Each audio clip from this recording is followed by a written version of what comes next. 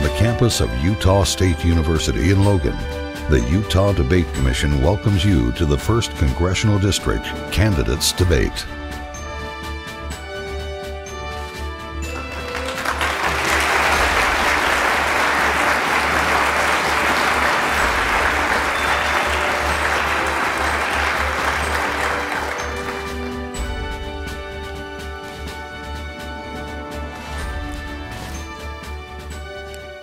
Good evening, and welcome to a debate between the three candidates running in Utah's 1st Congressional District. My name is Natalie Gochner. I'm the Associate Dean of the David Eccles School of Business and Director of the Kim C. Gardner Policy Institute.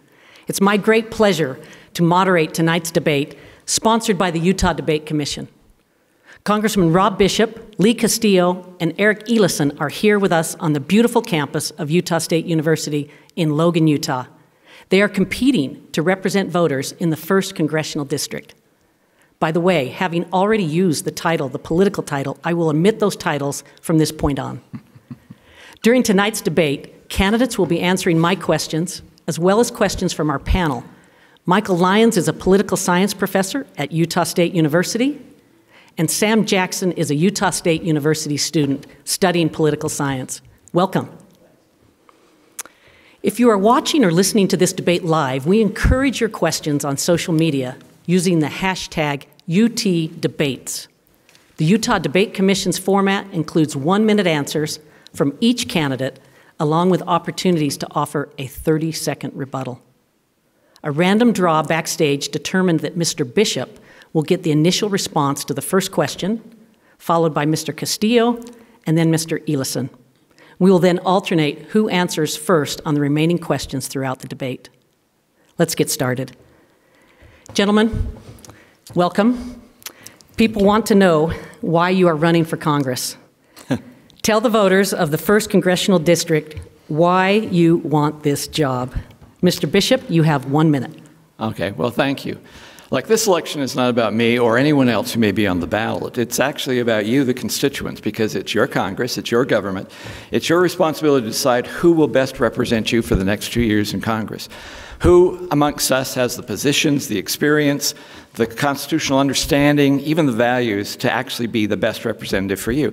Like, I am the only Republican that's in this race. I'm the only conservative, and I'm proud of those two facts. That political value served me well when I was in the state legislature and Speaker of the House, and those experiences plus those values have given me the ability to be more effective in Washington, D.C. So I want people to know back in Washington that I stand for something. And therefore, I think the things for which I stand are actually the same things for which the majority of people in the state of Utah also stand. Appreciate the opportunity to be here. That's great. Mr. Castillo, you have 1 minute.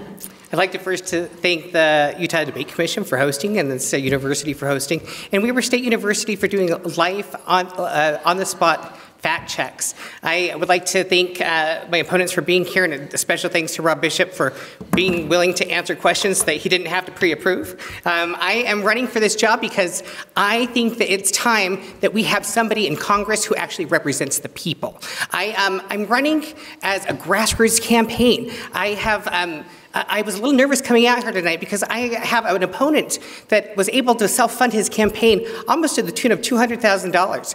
And another opponent, who Congressman Bishop, who relies on super PACs, which are oil and gas and casino. Those aren't Utah values. And I want to make sure that you have somebody in Congress that has the backbone enough to stand up to this administration and their own, and when things go wrong, and that person's me, so I hope you vote for me. That's great.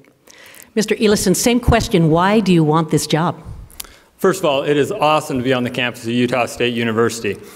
Just a few buildings over from here, I was teaching a business class when I decided to run for office. I've been in this hall a number of times watching performances, and I can say that those seats are better than this seat, in case you were curious. I'm glad to have my family here, Tori, Anna, Samantha, and Brendan, and my wife, Shannon, who's been an incredible partner. They made big sacrifices. Just this week, my wife and I found out that we're going to be first-time grandparents, and so we're at an exciting time. I, like so many of you, am frustrated, and that is why I'm running for office. I am frustrated with politicians in Washington who refuse to do the work and who refuse to tackle the tough issues. They're kicking the can down the road and pointing fingers at one another. Why are they doing this? We know why they're doing this. Re-election. Mr. Bishop and his colleagues are more worried about re-election than getting the job done of handling this country's difficult problems. And they're being funded by the very industries that they are being tasked to govern. Our politicians are bought. I believe in ethics, collaboration, innovation, and listening, and that's what I plan to take to Congress. Thank you. Okay, our next question. I'm going to actually go to social media. We have a question from Christy Foote. Just want to remind you, 1 minute on your response. Christy asks, what is your stance on gun control? If elected, what steps are you willing to take to make sure we are protecting kids in schools and on our campuses? And by the rules, we'll go to Mr. Castillo first. I am a pro-Second Amendment. I want to protect everybody's rights to bear arms. I come from a family that treasures hunting, and but we need a congressman who actually not only cherishes the Second Amendment, but also cherishes life and students and people in our community and keeping them safe. And so I want a ban on bump stocks. I think that we need an intensive scrutiny and background check on purchases of guns. We have Congressman Bishop has been in House of Representatives for over 16 years and has failed to take any action on this. So a story is, you know, I'm a mental health therapist, and I get to work with a gentleman.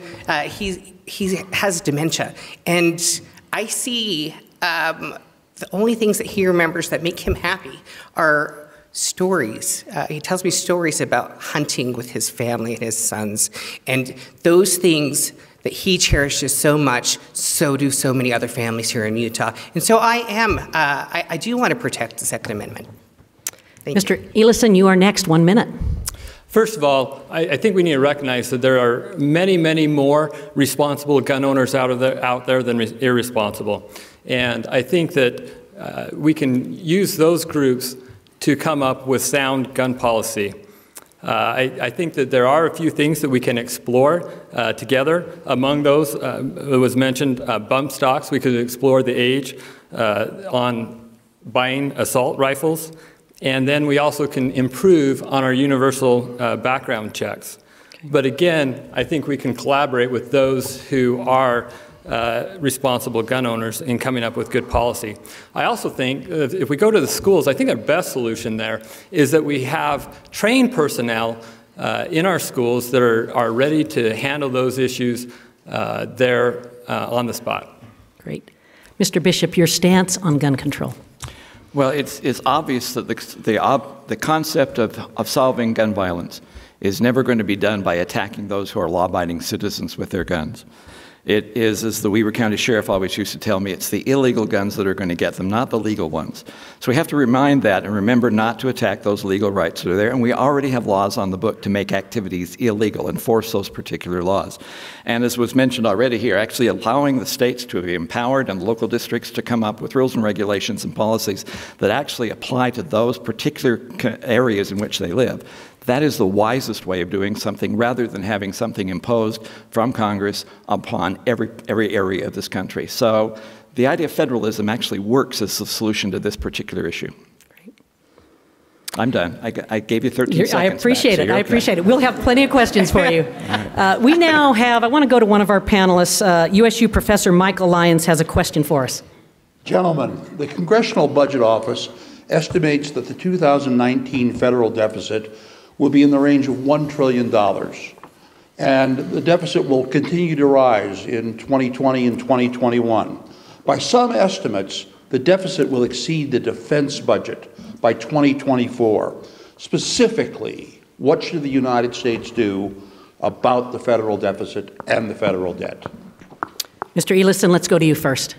I think we need to recognize that we are in a very hot economy. And when the economy is doing this well, we should be seeing surpluses, not the opposite. And you know, if we look at our president, he is notorious for putting a lot of debt on his properties, and then he has the choice of either bankrupting those or sometimes they succeed. And I don't think we have a choice as a country to do bankruptcy. It's a little bit like, right now, it's a little bit like we're a family, things are going well, and what do? We go out and get 4 credit cards, and we're maxing those out. I think that we had everybody loves a tax break, right? And we gave everybody a tax break, but then on top of that, we went and passed a $1.3 trillion spending bill, which I should note that Mr. Bishop, he said at the time that the reason he didn't vote for it was because he didn't get a timber provision in it. We can't do this type of spending. We've got to be in reverse. These should be surplus times, not deficit times. That's great. Thank you for keeping on the time, and let's go to Mr. Bishop. Look, this answer is going to have your eyes glaze over because it always did with my students. But the solution to this problem is still going to be federalism. The idea that the federal government has to fund everything and has to run everything and has to regulate everything is the extensive cost that we are actually having. If indeed we could come up with that system so the state and local governments who have greater creativity and flexibility could actually fund the programs that they can run better and lead to the federal government only those things designed in the Constitution to be funded, we could actually help solve this problem. You're right, I voted against the omnibus bill, which is what you mentioned, but so did every other member of the delegation of the House from the state of Utah, and I voted against it because that compromise spent too much money.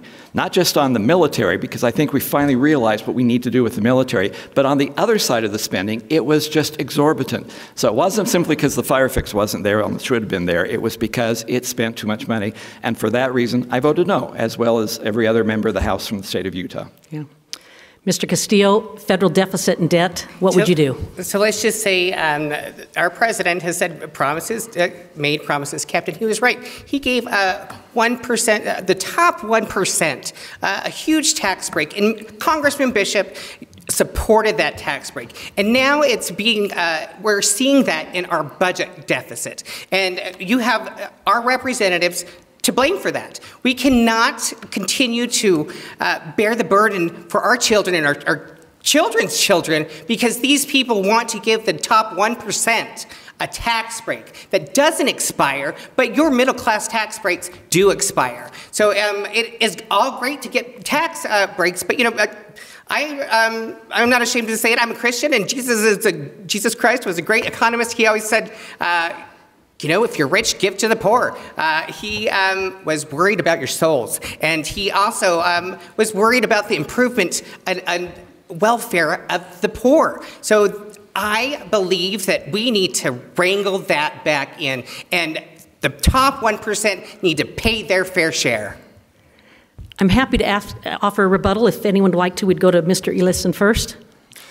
Yeah, with Mitt Romney last time, when he was debating, he brought up that we went too far probably with the corporate tax rate. I believe that's the case. We also gave huge tax breaks to the wealthy. He said, you know, we went too far there. I agree with both of those points. And that was just voted by Mr. Bishop to extend that policy. In addition, the $1.3 trillion, if you look at the spending, that day it was stated that that was done because of his earmark. It was not included. That's great. Mr. Bishop, would you like 30 seconds? Yeah, because, I'm sorry, the tax breaks that went to every American is not the cause of the deficit going up. In fact, we are actually getting more money coming into the system after the tax cuts than we did before. What is causing it to go forward is the overarching spending. The spending of the omnibus bill, in order to get the deal with the Senate Democrats, raised our spending too much. It's a spending problem. It's not a tax cut problem. It's a spending problem. Great. And Mr. Castillo, 30 seconds. We'll go to the next question. Absolutely. We should not be cutting programs, because those are for people, just to benefit the wealthy, the top 1%. So I absolutely disagree. I am running to represent people, not the top 1%. They already have representation in this congressman. So I want to represent not just the disadvantaged, but everybody in Utah. I want to represent Republicans, Democrats, and independents alike. And I assure you that they're not in that top 1% that this congressman is speaking about and protecting. And because you know what else happens is when you protect that top 1% like he has, they contribute to his campaign.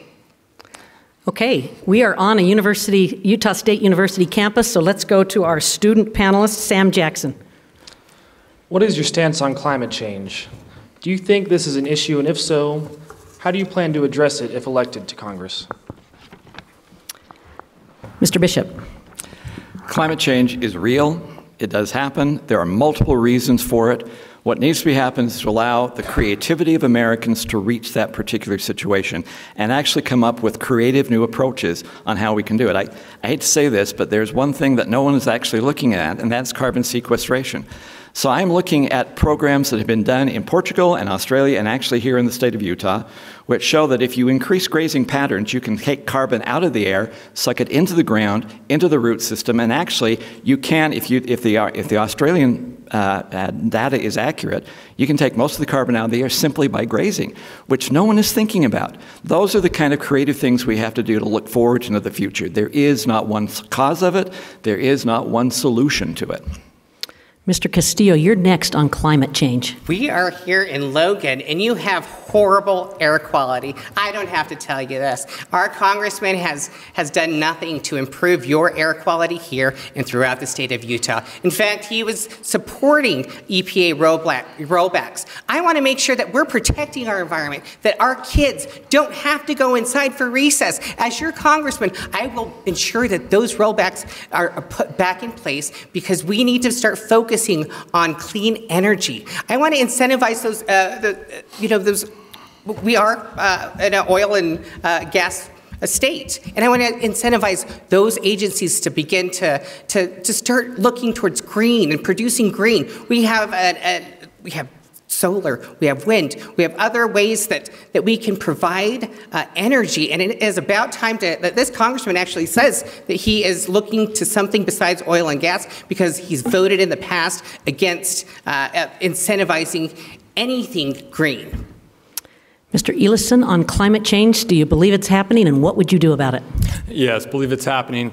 I'm glad, as of 2017, that Mr. Bishop has acknowledged climate change. It's difficult. Upton Sinclair said it's difficult for man to understand something when his salary depends on not understanding it. I've wondered. He stated that the economics have got to become such that when it makes sense to do something. When our air is filled with smoke from forests that are at 5% moisture level, is that economics enough? When our farmers get one crop of hay instead of 3 because they run out of water in the month of June, is that economics enough? When half the state is in a state of emergency because of lack of water, is that economics enough? We must take the lead as a state and as a country on global climate change, and we also need to recognize that if we talk about natural resources, for Utah, water is natural resource number 1. I'd like to just get a little bit more specific on climate change. That'll give you a chance, Mr. Bishop, if you want to add something in here. But it doesn't, go past me that we're in the 1st Congressional District, and it's the place where our ski resorts, many of them, Snow Basin, Park City area resorts are located. These are industries that depend on their livelihood for snow. So we're going to go to Mr. Castillo first. Do you believe climate change is an economic issue for our state? Absolutely. You look at these industries in Utah, it's year-round. It's not just snow. People come here to the state of Utah because it's beautiful. And it doesn't only rely on snow, but it also relies on people manning their hotels and our restaurants. And that's something else that, as a congressman, that I would not fail to acknowledge. And I would make sure that we have people that actually work in those industries because what happened in Moab was shameful, and we have this administration and people who support this administration to thank for it because it hurts Utah families when we don't think about those things. But climate change is absolutely real, and it affects year-round. Our tourism dollars, when we don't talk about those tourism dollars, it's year-round. It makes more money than any oil or gas production that they want, and it affects all of our families. Mr. Eliason, do you see climate change as an economic issue? Absolutely. I think I answered a little bit of that in my answer. I am a skier. I love to get up in the mountains. That's a detriment, right? But that's not near going to be the cost that we suffer if we don't have water for our communities, if we don't have water for our agriculture, and if we don't have water for our industry. So absolutely an economic issue and something that needs to be addressed. Mr. Bishop, a minute on this topic. Yeah, and I'm kind of concerned on what the topic actually was. If it's about climate change, yeah, there is climate change going on. If it's about clean air, and you're going to ask a question about that later, there is a different answer for what happens as far as the clean air, which the state of Utah has done a great job in solving. EPA hasn't done anything to help that. And the air that you breathed this summer that was so bad, that's coming from the fact that our forests were burning up. Everything you breathed was what was burning in California. We had a solution to that should have been done, and unfortunately it wasn't. So we're going to have that same problem coming back and back again. Water is significantly important to it. My committee actually has jurisdiction on water projects, but that's a product of infrastructure and infrastructure needs that you have to have and the state of Utah has to have. So I'm sorry, there are a whole lot of different questions. No, the question was the same, a whole lot of different answers that came out for that particular question, and there are a whole lot of different responses that could be given for all the different answers that were given for that one question. I'm sorry, but it's much broader, and I appreciate you giving the one extra minute to try and go through it, but there's still a whole lot of different areas and tangents everyone went on. Fair enough. Would anybody like 30 more seconds on this? I'd just like to say water is life. Mr. Eliason is right. And our congressman has been chair of that Natural Resources Committee for years now. He could have taken action. We have a backlog that should never have to happen. If our representatives were doing their jobs, they instead of focusing on how to drill, baby drill, we wouldn't have a backlog. So water absolutely is imperative to life, and things could have been done a lot sooner. Happy to give 30 more seconds to you, Mr. Eliason. Okay, Mr. Bishop? Yeah, we have done stuff on water and water development and water resources here in the state and other states in the West. We're doing that job now. I took 4 seconds, that's it. Fair enough. Okay. We are near the midpoint of our debate tonight, featuring candidates running for Utah's 1st district seat in the U.S. House of Representatives. Mr. Bishop, Mr. Lee, Mr. Castillo, and Mr. Eliason. I'm Natalie Gochner, director of the Kim C. Gardner Policy Institute. We are broadcasting live from the campus of Utah State University. Now back to the questions. I want to go to another social media question. I've got a little screen here that gives me that. This one is on public lands. So it's coming from Nathan Hole, who is a Weber State University student. He asked the following question, and we're going to go first to Mr. Eliason. Several polls have shown that Utahns are almost evenly split on the issue of Bears Ears and Grand Staircase Escalante National Monument. Please explain your plan for balancing the interests of local businesses with the need to ensure that our lands will be protected and preserved for generations to come. Mr. Eliason, 1 minute. You know, I was in Grand Staircase Escalante a year ago last May with my daughter Sam. And we camped in a great location next to some canyons. By the following December, those Grand Escalante as well as Bears Ears were scaled back. And Mr. Bishop got on KSL with Doug Wright, and he said, you know, this isn't about extraction. This is about, and we're going to pass legislation that's going to protect these areas from extraction. I have not seen any legislation proposed, and I haven't seen any legislation passed. Why? Follow the money. 90% of Mr. Bishop's campaign finances come from out of the state of Utah. I think it's around 80 right now. And number 1 on the list, or number 2, depending on the year, is oil and gas. His committee has received $6 million from the oil and gas industry. I have a hard time seeing how our congressman can be objective when that is the case. He says he has our back. I question that. The Uinta Basin there are places for extraction. Uinta Basin is a great example of that, but we need to be careful that some of these vistas and some of these lands are taken care of. Mr. Bishop, you're next with 1 minute. All right, you want me to talk actually about the statement or about the question of Bears Ears? I will let you take the choice, but the question is on Bears Ears and Grand Staircase Escalante National Monument and balancing the interests of locals with preservation. And there was a difference between locals who didn't want and want everything scaled back versus President Obama and President Clinton, who made these huge monuments.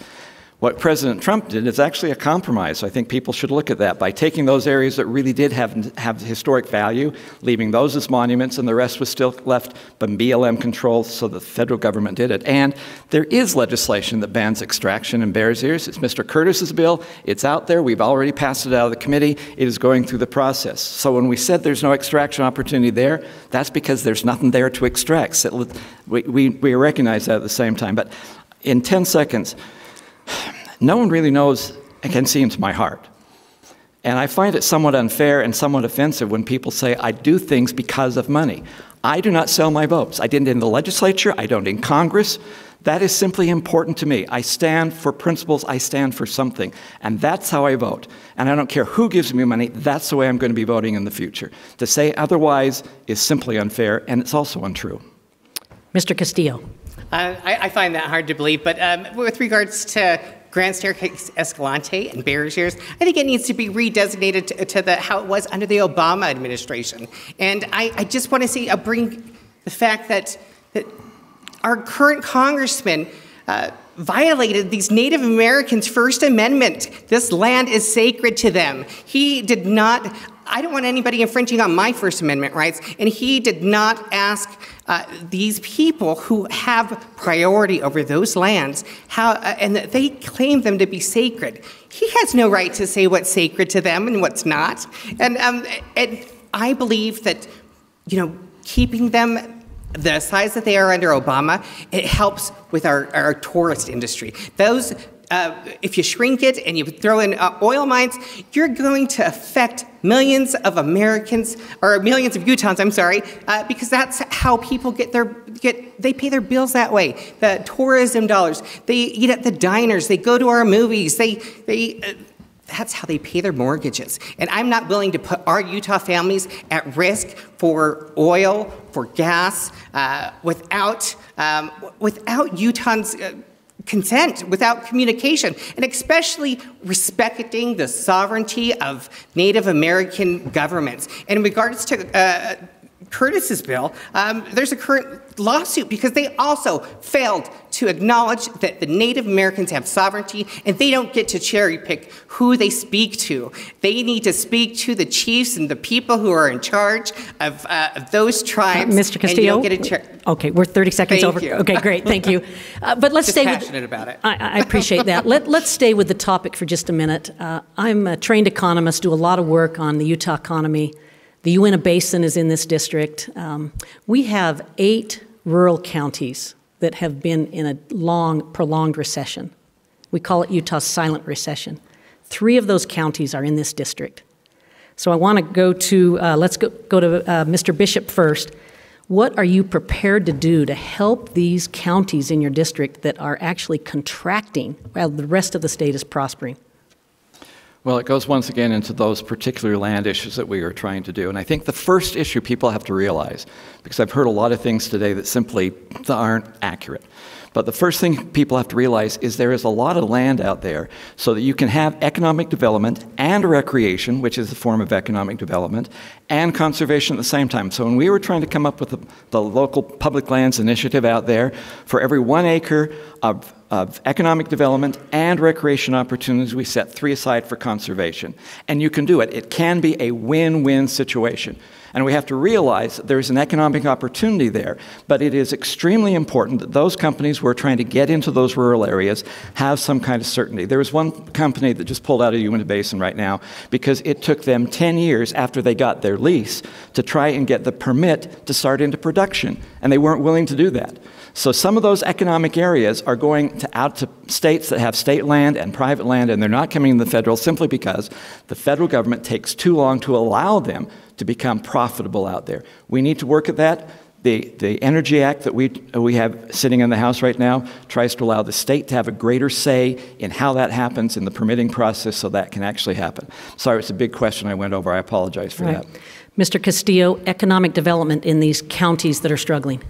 I've said it throughout my campaign. I do not want these places to become ghost towns. When we don't allow these, the Uintah County, Duchesne County, these are places that I actually work. I work in every county as a mental health therapist, so I get to see the beauty of it. And when we don't allow these people and these agencies to develop green energy so that they have an alternative source for income. That is a shame. We need to incentivize these companies to create green energy there. There's so much more than just drilling that these communities can do. And unfortunately, our congressman has not incentivized those companies to do those things. And our congressman mentioned about, making sure that there's some left over to recreate on. And the sad thing about that is that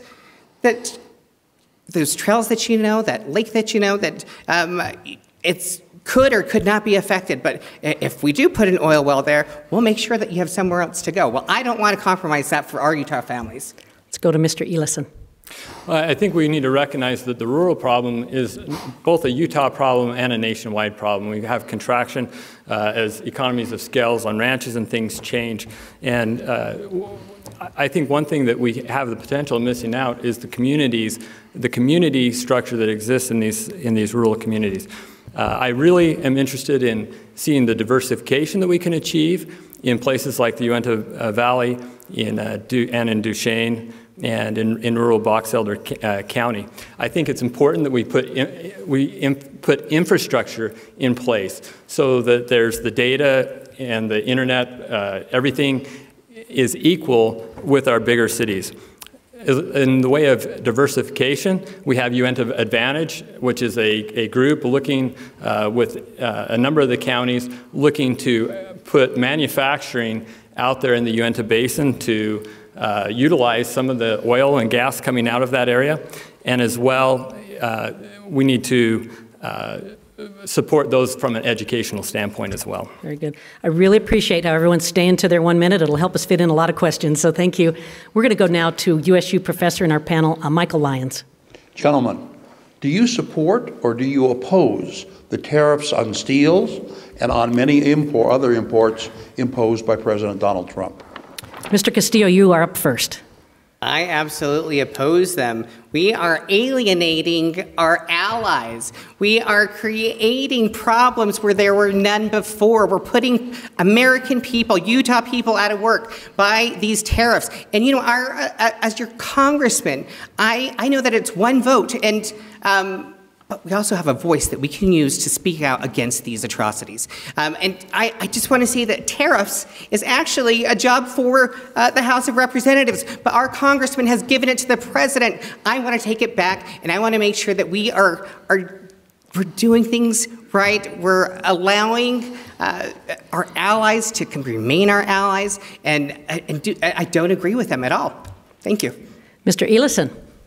We're building a wastewater treatment plant here in Logan, and if you look, that cost has gone up along with labor, but the still included has gone up by $25 million. So when we look at who pays the tariffs, and I talked to a business owner today who installs heating and air conditioning, and he said everything's gone up. When we look at who pays that, it's us. Ronald Reagan said about free trade, he said we're all in this boat together, and he said that when someone shoots a hole in your boat, the last thing you want to do is shoot another hole in the boat. And there's the statement that talk softly and carry a big stick.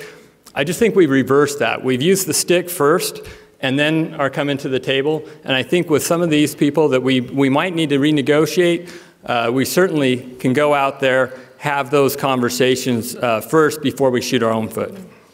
Mr. Bishop, support of tariffs. Yeah, I think we sometimes forget that there is a steel company in the 1st District that has been fighting unfair competitive advantages from people dumping steel and rebar, especially from Turkey, into our district for a long time. They're very happy with that. Now, what you've seen here is the president who has done some things that are unusual, but he's right when he says to try to attack China, which has had unfair competitive advantage with their money with their money subsidization as well as other areas in the intellectual property. He's made a change in the NAFTA agreements, which is positive. I personally don't like what he's tried to do with Europe, but to be honest and fair to him, in the Big Seven conference, he suggested getting away with all tariffs with our European allies, and they're the ones that have recoiled in horror about that concept and opportunity. I do have to admit there was one thing that Mr. Castillo said right. Unfortunately, I wasn't there when it happened. Back many years ago, Congress gave the right to the president to make emergency tariff changes. That's wrong. That's a legislative position. It should be done by the legislature, not by the executive branch. And I would also support pulling that back and allowing Congress to do their job. It should not be a power given to any president.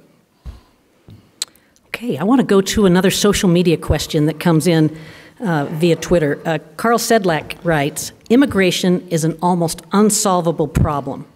Compassion versus the rule of law, to keep DACA or not, to restrict immigration from certain countries or not, to document and release undocumented immigrants or to detain and deport them, to build a wall or not. How are you going to fix this mess? Mr. Eliason? Well, I think this is a great example of the can getting kicked down the road. These were the same questions that were at congressional debates in 1980. I look back, and sometimes we forget some of the work that's been done in Utah. And one thing that I found is the Utah Compact. And I thought, wow, that really nailed the way that I feel and so many Utahns feel about this immigration. It talked about safe borders. It talked about strong families and opposing policies that unnecessarily separate families. It talked about the economy and how important immigrants are to our economy, both agricultural and tourism. It talked about the spirit of inclusion that is here in the state of Utah and defines us as a free society. I believe that we should have a path for the dreamers. These are my neighbors, these are my friends, and I think that we need to show that respect, what they contribute to our society as well, and we can do that at the same time having safe borders. Mr. Bishop, how are we going to fix the immigration mess? Look, compassion and security have never been mutually exclusive. And as C.S. Lewis once said, if you do first things first, second things will be added to them. If you attempt to do second things first, you will accomplish neither first nor second things. In every town hall meeting I've had since I was first elected, the first or second question has always been about immigration, and there is so much anger and anxiety over the inability to control our borders, both in the north and the south, that people who have tried to solve the other areas, the second things first, have failed miserably in Congress. It's very clear that you have to do first things first, and the first thing is to lower the anger and anxiety that people have so that you can look people in the eye and say, yes, we have control of the border, and then the visa issues, the DACA issues, those other issues are going to be easy to solve. But what can't happen until we actually have control of the border, and the biggest problem to the border is not anything anyone's talking about, it's about the Border Patrol from having the ability of having access along the border. There are 17 laws that prohibit on federal lands, and 80% of the southern border is owned by the federal government, prohibit them from going in there and doing their job. They don't want more money, they don't need more manpower, they don't need more personnel, they need to have east-west access. If we grant them that access, and the House has passed that 4 different times, the Senate has yet to pick it up, if we grant them that access, then you can look the people in the eye and say, yes, we now have control of our borders, and then you'll be able to solve those other problems, but not till then. First things first. Mr. Castillo. Look, I'm a social worker. I have a big heart, and we have to act humanely. Congressman Bishop talked about, compassion. That's really what we have to do first and foremost, is treat people humanely. I'm not talking about open borders. I'm not for that. I want secure borders just like everybody else. But I want to be your representative who has a backbone enough to actually stand up. And when I see children being put in cages and separated from their families, I will say something. I will speak out against it because that is inhumane. And I think we need to act humanely because our children are watching, our families are watching. And guess what? My nieces and nephews, they're brown. They're seeing what's going on. And our president is the person who is actually the one who's inflaming the anger on these borders. And, it goes to show that this administration is an issue. And we have to have a congressman who is not afraid to stand up to his administration as well as their own party and speak out against these and act it in a humane way. I have 2 follow-up questions, both related to this topic of immigration. This one's a yes, no, up, down, so hope we can do a very brief answer. Do you support a path to citizenship for dreamers, Mr. Bishop? First things first, control the borders so people, and then you can easily solve that. So first you have a pathway to make it legal, and then there has to be a pathway for citizenship. But it doesn't mean they get to go to the front of the line. It has to go through the regular process. Mr. Castillo, dreamers, citizenship, path to citizenship? Absolutely. I don't know what he's talking about, going to the front of the line. These people the dreamers have been here. They're our neighbors, our friends, they attend this school. They have been here. They were brought here. They didn't have a choice. They were brought here as children. So I think that gives them permission to butt in front of the line because they've already been here way before anybody else. And again, we need to start acting humanely, create a pathway to citizenship, give them opportunities to thrive because they are in our communities. They're our neighbors. They're our friends. They're in our churches. So yes, I absolutely believe in a pathway to citizenship for DACA. Mr. Eliason, yes or no? I'm kidding. Feel free to take the 30 seconds that you need. Yes. The answer is yes. And when we look at first things first, when we look at, okay, are we going to figure out have the border secure before we address any other issue? What we need to do is look for common ground wherever we have common ground and get things done when we can get things done. And if that means that we are able to tackle something else first, let's get it tackled. And we can, all of these things are necessary and they're important that we address. The second follow-up, again, hope you'll be brief on this, but we have a very low unemployment rate in the state. It's less than 4%. The question is, how are we going to find the labor we need to keep this economy going? Mr. Bishop. You're going to have to find a whole lot of different ways and processes of doing that. And once again, if the implication is that people coming into the country are going to be supplying that labor, then you have to do first things first again, which means tell people we have absolute control of the border, which does mean having the Border Patrol being able to do their job, and then those things can happen. Those other things are added to it. That's one of the second things. It's true, it's understand it, but if you're talking about the A21 visa, the A2B visas, those things can easily be solved once the anger and anxiety is down because you can actually honestly say, we have control of the border. That is first thing, and nothing's going to happen until that happens. Mr. Castillo, on labor shortages and immigration reform. Look, I have talked to our Utah farmers. I've listened to their voices. They have said that this congressman has failed them. We have farmers who have nobody to work their crops. I have legacy farms from 1902 that had to change what they're growing from vegetables and fruits to hay and alfalfa because their crops rotted the year before. Nobody was there. These people are here. They're in the shadows. Give them an opportunity to work. They contribute to our society. Those taxes that they make when they are making, they're doing the jobs that nobody else wants to. I grew up in the onion fields. I didn't want to do it. It's a tough gig. And these people want to do that job. And that money goes into our Social Security system, and it helps Mr. Castillo? out. Okay, great. Mr. Eliason, we're trying to keep these to 30 seconds. Yeah, when we look at unemployment, I think, yes, we need border security, but if we're trying to put one before the other, that's going to make it really tough. We know that we have labor issues right now. We can look for good legal immigration policies to get people in here legally, to help with the building the buildings, to working in the fields, and hopefully over time that takes care of itself, and we're able to meet all those demands. Thank you. I'm going to go to social media again. Josh Hardy writes this: "It is expected that Social Security and Medicare will run out of funds. I am 38 and have been paying into these programs. What will you do to ensure that Social Security and Medicare will be available when I retire?" Mr. Castillo. I want to protect Social Security and Medicare.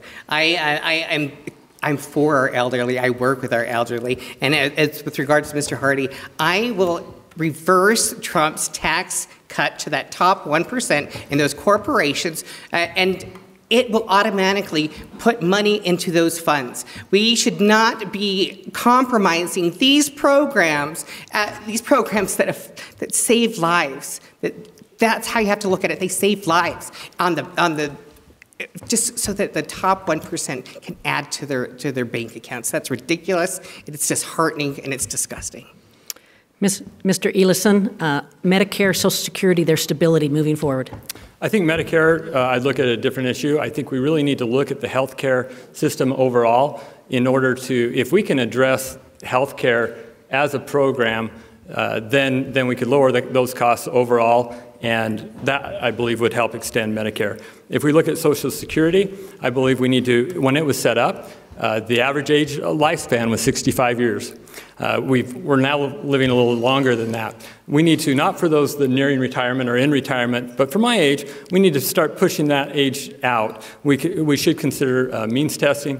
Mr. Bishop has brought up privatization of some of that. It'd be interesting to explore some of that. I think some of the complications is the Social Security fund right now is funding our national debt. Honestly, we're robbing Peter to pay Paul. So we'd have to really explore how anything like that could take place, similar to Sweden and some of those other countries. Mr. Bishop. Thank you. The first thing we have to make sure is that those who are on Social Security and Medicare know there's nothing I'm going to do anyway to change their benefits or change their program that they have. However, this is an easy one for Social Security. At the time of Lyndon Johnson, we changed the way so that all money coming into Social Security went into government bonds that paid back at an alarming 2% rate. That is silly. In fact, you briefly mentioned on that. It's stupid to have government funds go into the government so the government can pay itself so the government can then come back out again. The state retirement system has the wise idea of using interest to actually make those things viable. So the state retirement system, they reinvest those funds under an actuarially sound program using the prudent man rule, and they use the interest that comes from those programs to come and supplement what happens. If the United States did that with the way we take in Social Security funds, I am convinced, without making any changes to the benefits or the ages or anything else, you could easily fund that program if we simply change the way we try and use Social Security money coming in there. It's a funding mechanism. States learned that in their retirement system. We should do the same thing in Washington. I'd like to go next to our USU student, Sam Jackson. I'm concerned about the lack of civility and the partisan nature of Washington right now. What are some specific steps that you will take to decrease the overall hostility between the parties in Congress? Can you name one or two areas where you would be willing to work across the aisle in a bipartisan effort? Mr. Eliason, let's keep this to 30 seconds. We'll do the same for the others. If there's one reason I'm running for Congress, it's because of this division that we have. And that is why I'm running as a United Utah candidate that's there in the center, and hopefully I can bridge some of those gaps. In Congress right now, there's a Problem Solvers Caucus. The Problem Solvers Caucus consists of 24 Republicans and 24 Democrats that meet together once a week to say, where do we actually have common ground right now? And where can we push things forward? They've proposed some interesting things on health care, as well as the way the Speaker of the House is chosen. Thank you. Mr. Bishop. Like, I want to say this properly. Washington sucks, but it's not nearly as bad as what you hear all the time. So you make certain assumptions. In my committee, I'm very proud of my committee. My committee in the last few years has passed 220 bills. A third of those are Democrat bills. That's more than any committee in Congress has passed in the last 25 years. Of those, 148 have passed the House and 53 have been signed into law, about a third of those being Democrat bills. In my committee, we have reached across the aisle and we are working together, and you will never hear about that. Because people working together and actually passing things, which does happen all the time, doesn't sell papers and it doesn't sell airspace. You hear of the conflicts. It's not as bad as what you see. Mr. Castillo, 30 seconds on this topic. I'm just passionate. Term limits comes to mind. I think that the problem that we have are career politicians. We need to implement term limits because people get so comfortable in Washington that they are not willing to work across the aisle. And I want to make sure, as your future congressman, that I want to build those bridges. I want to build, those new relationships with. We need to do a purge because there's career politicians that are comfortable and they're happily being paid by special interests. I tried. That's great. Would anyone like a quick rebuttal on any of this? I just want to make a statement. We hear about bipartisan bills. We looked up what the bipartisan bills were. It's bipartisan if you get 5%. Under the definition Mr. Bishop is saying, it's called bipartisan if you get 5% of the other of the Democrats to vote for it. That to me is not the definition of bipartisan bill. Mr. Bishop, 30 seconds. That's not what I was saying. I was saying that 1/3 of the bills we have passed are sponsored by Democrats. They are Democrat bills. 1/3 of those we have passed and signed into law are sponsored by Democrats. They are Democrat bills. And that the last 2 bills that we passed on dealing with Land and Water Conservation Fund and this backlog, I was a sponsor. My ranking member was the co-sponsor with me on those particular bills. Look, I get along with my ranking member. He is as sarcastic as I am. We both hate the same people on the committee. If I wanted to pick a good neighbor, I'd want Raul Grijalva as my neighbor. I'd never want him on the city council because his ideas are crazy, but he is a good person. Mr. Castillo, 30 seconds.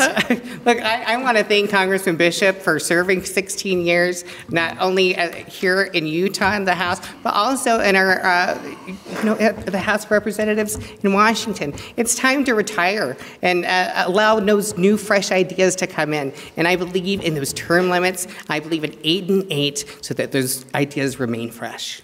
Thank you. We have reached the end of time allotted for questioning the candidates and will now move to 1-minute closing statements. Our pre-debate draw determined Mr. Castillo would have the first opportunity to speak, followed by Mr. Eliason.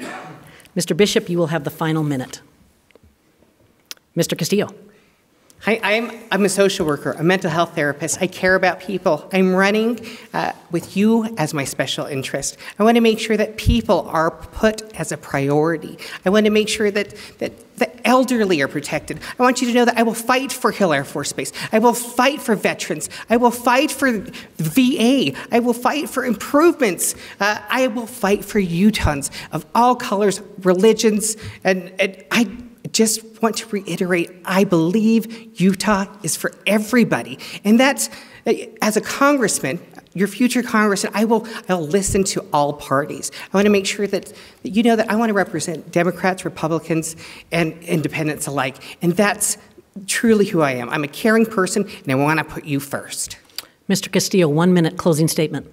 Sorry, Mr. Eliason, excuse me. You know, we know what it feels like to be united as a country, particularly when we've had a common enemy. In World War II against the Nazis, during the Cold War against the Soviet Union, and recently as we fought against terrorism. But I believe that the measure of our country is going to be how we overcome this politically divided nation. I think it's time that we come together. It's time that we reject this us versus them zero-sum politics game that we see in Washington.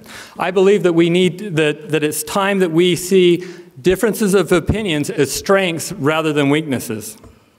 I think it's time that we seek to understand all sides of the issue. And it's time to embrace the truth wherever we might find it. We need to explore areas of agreement as opposed to areas of disagreement. Because I believe that as a country and as Utah, together, all together, we can do better. And our final 1-minute statement to Mr. Bishop. Thank you. You know, when I first ran, I made one promise, and that was Washington wouldn't change me. I've kept that promise, with the exception of a couple of years ago when I lost 70 pounds. Unfortunately, I put 10 back on, damn it. But I am still the same person. I have lived, with the exception of 2 years in Germany, I've lived my entire life in this district. My wife and I still live in our same home in Brigham City, where we raised 5 kids and put all 5 of them through college and on missions on a school teacher's salary. So I know what it's like to be frugal and what it's like to live from paycheck to paycheck. But in Washington, our delegation has to work like a team for a small state like Utah.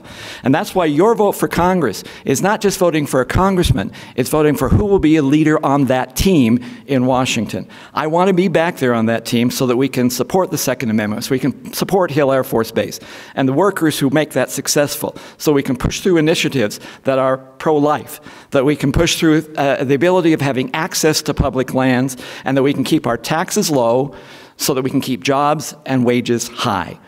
I ask for your vote. You have been very kind to me over the past. I ask for your vote one last time, because this will be my last term, and I want to be the leader of that team. My thanks to Rob Bishop, Lee Castillo, and Mr. Eliason for their time this evening. Also, a special appreciation to the administration, faculty, and students of Utah State University for providing this beautiful venue. Thanks also to those who asked questions at tonight's debate, including our panelists and those who submitted questions on social media. A special thanks goes to the Utah Debate Commission co-chairs, Scott Howell and Thomas Wright, and Executive Director Nina Sliding. And a particular thanks to the many Utah broadcast stations that brought you this debate as a public service. The Utah Debate Commission would also like to thank the sponsors of tonight's debate, Merit Medical and the Kem C. Gardner Policy Institute. The next live debate will be broadcast this coming Tuesday, October 23rd at 6 p.m. It will feature candidates in Utah's 3rd Congressional District, John Curtis and James Singer. And a reminder that the election is just a few weeks away on November 6th. Please do not forget to vote. On behalf of the Utah Debate Commission, thank you.